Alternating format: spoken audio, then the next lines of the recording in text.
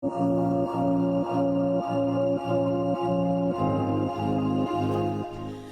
tout de suite, la première interrogation, Dr Pauline Manteau. Eh bien, on l'a précisé à l'entame, vous êtes le chef du service pédiatrique du service de chirurgie. Voilà, chef du service de chirurgie pédiatrique de l'hôpital Lakantini de Douala. Déjà, pour davantage éclairer les uns et les autres, dites-nous ce que c'est concrètement la chirurgie pédiatrique. Lorsqu'on entend parler de chirurgie pédiatrique, de quoi s'agit-il ? Bonjour à tous, bonjour Gertrude, bonjour à Radio Balafon, bonjour à l'hôpital Lakantini. Nous sommes très honorés d'être là ce matin et nous remercions humblement notre grand frère, notre papa, notre superviseur qui est le professeur Nolé Maniel Essomba.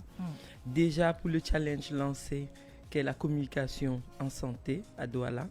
Et deuxièmement, nous allons remercier la Radio Balafon pour ce panel qui nous offre et surtout cette opportunité de communiquer directement avec les populations, avec le personnel, comme vous l'avez dit, et avec tout le monde entier. La chirurgie pédiatrique, c'est la chirurgie des enfants. Qui dit enfant, selon la définition de l'OMS, c'est de 0 à 15 ans. On peut opérer un enfant de 0 ans. On peut opérer un bébé de 1 jour. On peut opérer un bébé d'1 heure de vie. On peut opérer un bébé de 5 heures de vie. C'est possible, ça. On peut opérer un bébé de 15 ans. Il est tout petit. C'est pour ça qu'on fait la chirurgie pédiatrique. La chirurgie pédiatrique a tout son charme parce qu'elle est une chirurgie minimale invasive. Elle est une chirurgie très délicate et qui est confiée à des mains de personnes qui sont vraiment volontaires. Parce que je ne suis pas seule à le faire ici à Douala.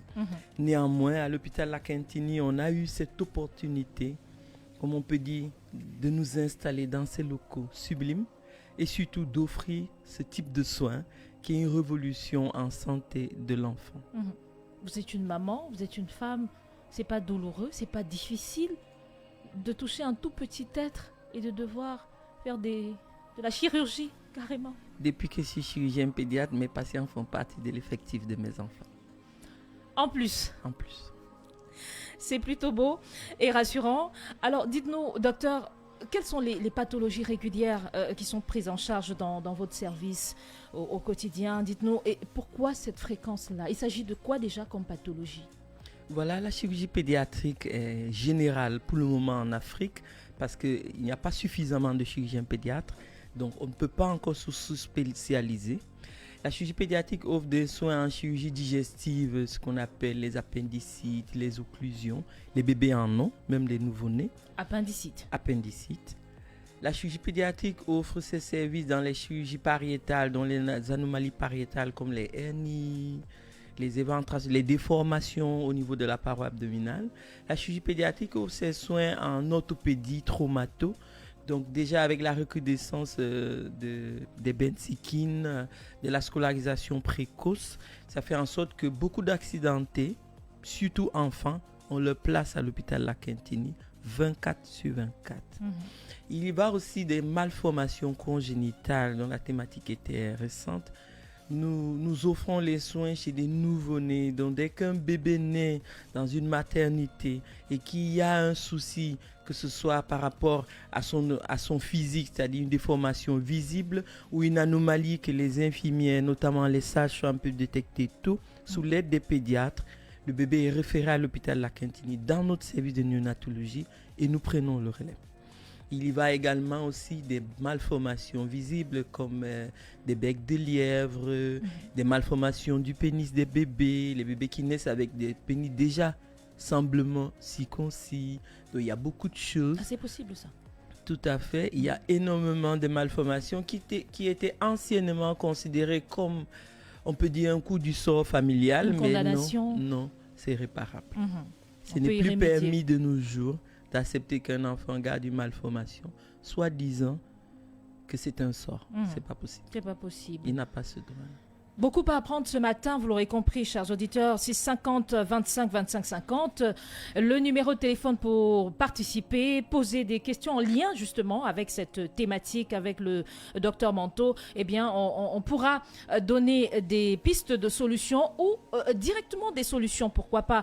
Alors, docteur Manteau, dites-nous toutes les pathologies qui vous sont référées. Est-ce qu'à chaque fois cela nécessite effectivement une intervention chirurgicale? Il y va de la spécialité justement. Parce qu'il faut savoir une chose en médecine, c'est que tout le monde contribue au diagnostic finalement. C'est-à-dire le voisin, la voisine, les parents, comme on dit, l'environnement. Et pour finir, l'hôpital a le mot à la fin. C'est pour ça qu'on voit souvent ces retards de prise en charge. Il faut savoir une chose, un avis spécialisé ne coûte pas grand-chose. Un avis spécialisé, c'est une consultation de routine qui, pour le moment, à la Quintine, ne coûte que 4 000 francs, contrairement à d'autres structures sanitaires. Ça, c'est de 1. De 2, maintenant, il faut savoir... 4 000 francs, c'est important, quand on parle d'argent, c'est toujours important d'être sûr d'avoir bien compris. Le chirurgien pédiatre, 24 sur 24. Le spécialiste, tout à fait. La consultation, c'est 4 000 francs, c'est ça. D'accord. Et maintenant, vous avez, par exemple... Quand le patient est arrivé, quand on refait parce qu'on suspecte une anomalie, une malformation ou un problème chez le nouveau-né, c'est ça l'avis d'expert. C'est-à-dire l'expert peut dire, on a posé il y a cette pathologie, certes, qui existe, mais ce n'est pas le bon timing. On va poursuivre tout à l'heure, docteur, le temps de prendre le premier auditeur qui se signale. Allô, bonjour. Oui, allô, bonjour. Bonjour, madame. Comment je vous appelle? Oui, je m'appelle Madame Assou, Honorine, inspecteur des impôts. D'accord, Madame Assou. Je voulais d'abord féliciter Madame Assou Honorine. D'accord, Madame Assou, bienvenue. Oui, bienvenue. Je voulais d'abord féliciter le médecin qui nous explique très bien depuis la semaine passée que je suis cette émission. Et lui souhaiter bonne année et bonne fête de femme. Merci, Madame Assou. Je voudrais aussi savoir, lorsqu'on parle d'anesthésie, est-ce que l'anesthésie qu'on fait à un enfant est le même que celui qu'on fait à un adulte? Parce que les enfants sont trop fragiles. Madame Assou, ce sera tout comme préoccupation ce matin? Pardon? Ce sera tout comme préoccupation ce matin? Non, je disais aussi que un bébé qui naît, par exemple, qui ne parle pas jusqu'à un certain âge, on peut aussi l'amener là-bas, peut-être 3 ans, 4 ans. Est-ce qu'il peut consulter chez le pédiatre chirurgien? C'est comme ça que ça se dit? Chirurgien pédiatre? Chirurgien pédiatre, voilà la bonne appellation. D'accord, Madame Assou, ce sera tout pour ce matin. Merci beaucoup. D'accord, merci. Très bon samedi chez vous. On répond très rapidement à la dame. Voilà. Madame Assou, nous vous remercions pour les vœux. Ils sont partagés.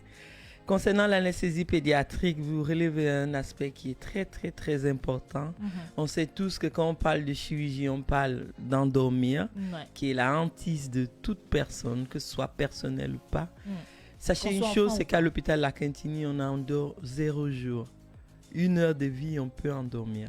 On a cette aptitude, on a ce plateau technique et surtout, on a nos experts qui sont les anesthésistes pédiatres qui se déploient chaque jour parce que vous savez, l'anesthésie pédiatrique, c'est au pied du mur. C'est-à-dire, c'est chaque fois qu'on a l'opportunité, chaque fois qu'on est en contact avec le patient, que le service est beaucoup plus optimal. Donc, on a cette chance-là. Tout à fait. Juste d'entendre, ça fait peur, mais puisque vous le dites avec autant d'assurance, eh bien, on est tout de suite rassurés également. Nous sommes là pour vous rassurer. Il en est pour la deuxième question, le bébé qui ne parle pas. C'est ça la passion de la spécialité, c'est que vous puissiez voir un bébé, 0 jour, et qui vient, qui a une symptomatologie qui ne peut pas exprimer, mais donc il y a des signes, par exemple, comme on dit, les signes physiques à l'examen qui vous interpellent. Et là, maintenant, vous avez quelques examens qui peuvent vous accompagner et surtout le soutien des radiologues qui nous aident justement à explorer et à détecter des malformations qui sont soit immédiatement, soit tardivement réparables. On espère Madame Assou a très bien suivi et que ses préoccupations ont trouvé donc réponse. En tout cas, pour tout le monde, on a compris, on endort 0 jour. C'est possible. Alors, on va poursuivre. On en était à ces pathologies-là. Au niveau de votre service, comment est-ce que on arrive à rassurer les parents et tous ceux-là qui vous présentent un petit être qui est fragile. Ce n'est pas toujours évident.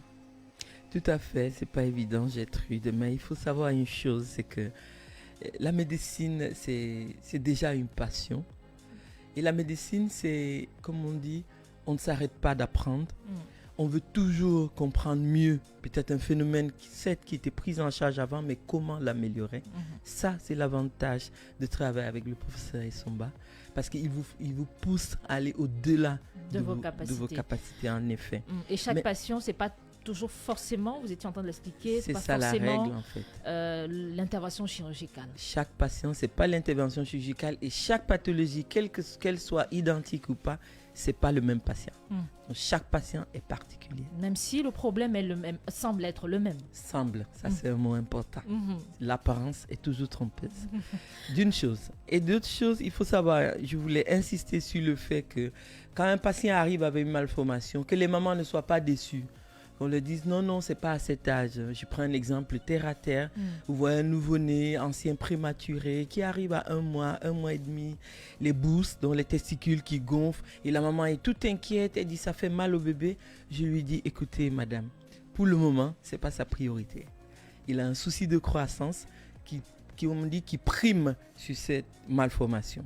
Et ne vous inquiétez pas, tant que l'hygiène de vie qu'on accompagne souvent, notamment éviter les grippes, donc éviter toutes les situations qui peuvent créer une hyperpression abdominale, donc compliquer sa malformation qu'il a depuis qu'il est conçu en passant. C'est pas à la naissance qu'il a, il a depuis qu'il est conçu. Donc c'est important de savoir que des fois vous pouvez arriver à l'hôpital et on vous dit non, c'est pas le bon moment, il faut faire confiance. Docteur Pauline Manteau, parlez-nous davantage de ce service qui est le vôtre, le service de chirurgie pédiatrique de l'hôpital La Cantine de Douala. Quelle est sa valeur ajoutée par rapport au service, on va le dire comme ça, aux autres services au sein de l'hôpital La Cantine et même d'autres institutions hospitalières dans la ville? Voilà, merci Gertrude. C'est aussi une question qui est très très importante pour déjà le personnel médical, parce que c'est le personnel médical qui réfère le malade, et ensuite pour les auditeurs. La chirurgie pédiatrique, c'est une spécialité qui est borderline, entre guillemets, c'est une façon de dire, qui est frontalière à beaucoup d'autres spécialités. Mais elle a sa particularité, c'est qu'elle est uniquement réservée à l'enfant. Donc, il n'y a pas de chance, comme on dit souvent, de se retrouver pratiqué sur un adulte. Tout à fait. C'est pas possible. On a l'impression, le semble dont on parle tout à l'heure, de croire que la même hernie, voilà, on a l'impression que ça ressemble à celle du garçon de 20 ans et qu'on son nom. La prise en charge est particulière. Pourquoi? Parce que l'enfant, c'est une croissance. C'est un être en croissance. Donc la prise en charge de l'enfant, ça c'est l'atout de la chirurgie pédiatrique à l'hôpital La Cantine, c'est que la prise en charge de l'enfant, sur le plan chirurgical, en fait, c'est une prise en charge globale et à long terme. C'est-à-dire, nous sommes là déjà pour prendre en charge l'enfant à la naissance, voire même à ses 5 ans, à sa première consultation. Mais nous nous soucions de l'évolution. Il faut savoir une chose, c'est que l'enfant qu'on amène en consultation à 5 ans, à 7 ans, il vous demande à l'âge de l'expression à quoi me sert cette cicatrice et qu'est-ce qui s'est passé. Il faut pouvoir répondre. Demain, la cicatrice peut évoluer d'une façon ou d'une autre. Là encore, il faut pouvoir répondre. C'est pour ça qu'on ne fait pas qu'opérer. On prend en charge. Maintenant, le service de chirurgie pédiatrique naît de notre arrivée. Parce qu'anciennement, il y avait une activité chirurgicale pédiatrique, mais pas spécialisée. Donc, quand nous sommes arrivés, nous avons eu la chance, après la Covid, de rencontrer notre cher professeur Emmanuel Essomba, qui nous dit non, il n'est pas question que le bâtiment soit abrité pour la Covid. Ah non, on va faire le ménage aujourd'hui. Et c'est ce qui a été fait. Tout de suite, il a dit, le bâtiment Samuel Eto'o, qui est déjà dédié à la cause pédiatrique, il a dit, allez, docteur Manteau va t'installer. Et depuis ce jour, nous avons une capacité de 16 lits d'hospitalisation, 4 salles individualisées, peut-être pas de haut standing parce que l'enfant, c'est pas un hébergement qu'il lui faut, c'est une vie, comme on dit, c'est une vie avec les autres. Il faut qu'il voit ses amis, ses frères à côté pour mieux tolérer sa douleur à l'injection ou au pansement. Et maintenant, de nos jours, nous offrons un service un peu plus raffiné parce qu'on a eu la chance d'avoir des acquisitions nouvelles. Notamment, on opère les enfants à ventre fermé. On n'est pas obligé d'ouvrir le ventre. Ah, Donc, ça à aussi, ça un se enfant, pratique sur tout les à enfants. fait, parce que je vous ai dit, on a le souci du long terme. La cicatrice est toujours un dommage. Quand on peut l'éviter, on n'hésite pas. On n'hésite pas. Tout à fait. Quand vous avez les jeunes filles qui arrivent avec des douleurs abdominales, on suspecte une appendicite, ou même quand elle est confirmée, notre hantise, c'est peut-être d'alourdir notre temps de prise en charge parce que la cœlioscopie pédiatrique, elle met plus de temps, mais au moins elle a l'avantage de garantir une certaine récupération rapide et un capital esthétique qui est très important chez les adolescents. Autrement dit, il y a pas mal de raisons pour faire confiance au service de chirurgie pédiatrique à l'hôpital. Vous ne perdez rien parce que nous sommes à 4 années de pratique et nous avons déjà un certain nombre d'expériences, de partage. Et surtout, il faut savoir que nous ne travaillons pas seuls, comme on a dit. On travaille avec plein de disciplines cousines, notamment les pédiatres, les nutritionnistes, les radiologues, les anesthésistes réanimateurs. En tout cas, nous ne sommes pas seuls. La chaîne est longue. Et c'est pour ça, l'enfant, c'est une prise en charge globale. Voilà. Alors, dites-nous, au docteur Pauline Manteau, pour une bonne prise en charge des malades, dites-nous quel discours vous tenez à vos collaborateurs au quotidien. Je le disais déjà à l'entame, prendre soin de petits êtres, ce n'est pas toujours évident, il faut un certain mental. Quel discours vous tenez à vos collaborateurs au quotidien, eux qui doivent faire face aux différents cas que vous recevez? Voilà, il est important de savoir une chose, c'est que quand le médecin vient à l'hôpital, exprimer sa sympathie n'est pas toujours la meilleure chose à faire. Le médecin, quand il vient à l'hôpital, il doit être logique. Il doit pouvoir se justifier. Et dès qu'on a le souci de la justification, alors on se dit, tiens, on doit poser un geste qui vaut la peine. Donc chaque fois que nous sommes, comme on dit, dans nos staffs de chirurgie pédiatrique et même avec les autres disciplines, comme j'ai dit, on a le souci qui est la bonne prise en charge de l'enfant dans un bref délai et avec des moyens à notre bord. C'est-à-dire, on ne demande pas forcément aux parents d'ajouter des trucs juste parce qu'on veut faire un peu, comme on dit, on veut faire un gain supplémentaire. Non, déjà, on sait que c'est un challenge déjà pour eux de nous faire confiance. Donc, on se dit, tiens, on ne rate pas l'opportunité, on fait bien. Dites-nous, quel meilleur souvenir vous gardez des différents cas que vous avez déjà eu à recevoir dans votre service? Chaque cas est une exception. Mais là, je vais vous raconter une petite histoire. C'est celle d'un nouveau-né. Nous avons été appelés mercredi matin dans une structure sanitaire de la place par des collègues pédiatres qui nous disent, voilà, on a un enfant depuis 7 jours, 8 jours. Et puis le bébé ne respire pas bien, le bébé est étouffé. Et on a fait un scan, une radio d'abord qui n'a pas vu grand-chose, mais on a l'impression que le bébé a quelque chose. Et tout à coup, quand on vous présente le cas, quand vous avez une certaine acquisition scientifique, vous vous dites, tiens, je suis déjà dans telle orientation pathologique. Et une fois, je suis passé. Donc, ça dit, dès qu'on m'a appelé, j'ai dit, tiens, c'est sur mon chemin. Je me suis arrêté en civil dans la structure. Et là, en examinant l'enfant, je me rends compte que l'enfant a une pathologie qui est exceptionnelle, que même nos maîtres n'ont pas vu pendant près de 20 ans, 25 ans de carrière. L'enfant a une hernie diaphragmatique. Et tout de suite, je suis jalouse du malade. J'ai dit, ah non, c'est pas sa place, en passant. Ça, c'est pas pour dire que je frustre nos collègues. Non, c'est avec leur soutien. J'ai dit tout de suite, est-ce que vous savez qu'il doit être pris en charge tôt? On a déjà consommé 10 jours. Déjà, pour permettre aux auditeurs de comprendre, vous avez parlé de hernie. Hernie diaphragmatique, c'est-à-dire quoi? C'est quand vous avez un nouveau-né qui naît à la naissance et qui a des difficultés respiratoires. Et donc, quand vous auscultez le cœur, qui est le b.a.-ba d'une salle d'accouchement, vous vous rendez compte que les bruits du cœur sont à droite. Donc, ça veut dire qu'en fait, les bruits du cœur sont à droite. Sont plutôt à droite parce qu'il y a eu une fuite des intestins dans la cage thoracique. Non. Si. Ça fait que l'enfant a ça dès la 10e, 12e semaine d'aménorrhée, donc dans le ventre, à peine à 3 mois de vie dans le ventre. Ça fait que quand l'enfant est arrivé et que j'ai vu que les parents, c'était un jeune couple, 20 ans, 18 ans, premier enfant. Donc déjà, ils avaient des factures puisqu'on est à 10 jours dans un service de néonatologie, donc il y a un problème financier. Et là, tout de suite, j'ai alerté notre direction. J'ai dit à la direction, vous allez m'excuser, mais là, On a un bébé quelque part qui nous appartient, mais je ne sais pas comment l'enlever. Et c'est là où la direction a su soit à toutes ces factures pour nous permettre de le prendre en charge. Et une fois que l'enfant est arrivé dans nos structures sanitaires, on a apporté contribution aux parents pour quelques éléments seulement. Mais je dis bien, l'hôpital a fait toute la prise en charge. Tout simplement pourquoi? Parce qu'on leur a fait comprendre c'est une pathologie qui est extrêmement rare. On est peut-être 1 sur 10 000 naissances, 8 000 naissances. Donc c'est pour nous, comme on dit, parfois un boom de carrière. Et là, on a pris en charge l'enfant, le petit a 9 mois aujourd'hui. Magnifique, magnifique. Donc moi, je vois plus la bataille d'aller fouiller les poubelles ou peut-être les affaires des autres pour piquer des malades. C'est tout ce qui m'a plu. Mais à défaut, chaque enfant qu'on amène au bloc opératoire, c'est une relation individuelle, une relation très personnelle, une relation très, très affective. On l'a entendu, peut-être vous nous confirmez ça très rapidement. L'hôpital La Cantini a réalisé une opération de l'anus sur un enfant. C'est vrai ou c'est faux? Tout à fait. Il y a des bébés qui naissent malheureusement sans anus et la nature est parfois un peu jalouse. Nous, comme on dit, en contrepartie, on a notre technique pour pouvoir réparer ça.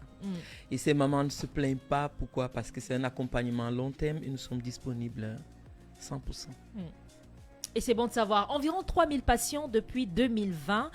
Là, on sort de l'émission pratiquement. Environ 3000 patients depuis 2020. 700 cas pris en charge tous les ans, dont 600 nouveau-nés. C'est donc quelques chiffres justes. Quels sont les défis et perspectives du service de chirurgie pédiatrique de l'hôpital La Cantini pour davantage, bien sûr, être performant? Il faut d'abord savoir une chose, c'est que nous sommes une structure sanitaire déjà référente. C'est-à-dire, ce sont les gens qui sont en externe qui nous réfèrent les patients. Il faut déjà qu'ils le fassent tôt. Le faire tôt. Déjà, c'est très important. Pour vous permettre d'agir également. Tout à fait, et d'avoir un résultat conséquent. D'accord. Qu'il réfère tôt et deux, qu'on collabore. C'est-à-dire, on peut avoir un avis dans une structure sanitaire. Le patient n'est pas forcément obligé de se déplacer. L'expertise peut être faite, mais c'est en collaboration avec nos structures parce que si on dit on veut prendre en charge, allez, on organise le transfert. Parce que l'hôpital La Cantini a la capacité de pouvoir déplacer des bébés d'une structure à une autre juste pour améliorer la prise en charge. Donc je pense que nous sommes déjà quand même dans une certaine, nous sommes déjà dans une certaine expérience et surtout nous tenons à remercier notre direction qui ne ménage aucun effort et surtout nos collaborateurs qui sont vraiment très compréhensifs parce que nous en chirurgie pédiatrique, on est déjà pédiatre, on est un peu agressif mais on est encore plus parce qu'on crée des blessures. Nous souhaitons vraiment être pardonnés pour ça.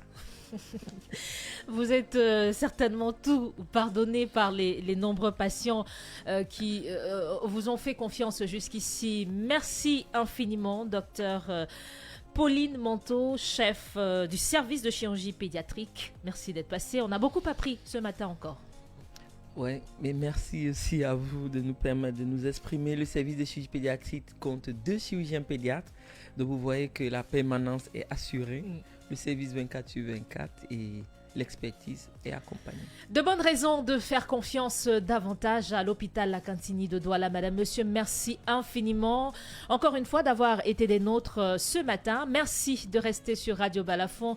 Dans un court instant, le sport en compagnie de Charles Douglas Ndemba. L'hôpital La Cantini de Douala, toujours à votre écoute et encore plus proche de vous, vous propose chaque semaine un programme d'éducation